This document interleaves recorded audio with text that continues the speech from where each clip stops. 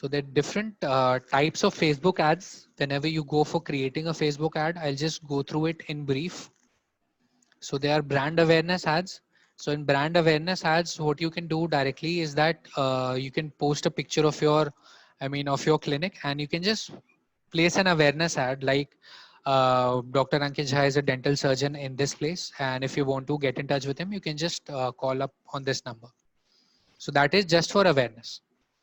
Reach is also similar to awareness, but in reach you can put up a limited target. Like suppose if I want to show my ad to 10,000 people, then in that ad it's going to show it to 10,000 people any number of times that you specify it, and then it's going to stop. If you want to show your ad only to a person once or only to a person twice, then you can go for reach. Then traffic ads are for, suppose if you have a blog or if you have a website and you want people to come there and you want to do the conversion there. So you can opt for traffic where you want people to come in and get connected with Google Pixel so you can target them later on. So you can do that. Then engagement is more for page likes.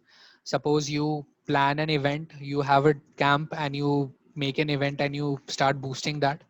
That is for engagement because you want people to come and see the event, come and see the details of the event and maybe register for it.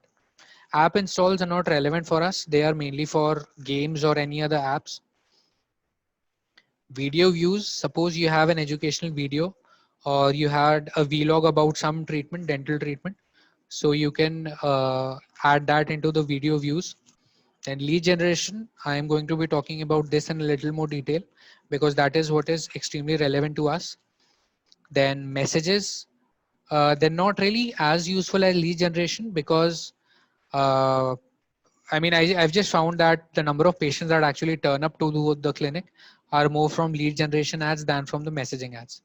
Then the conversion section, the conversions, catalog sales, store traffic, all those things, they are mainly for e-commerce. They're not really relevant for healthcare or dentistry as such.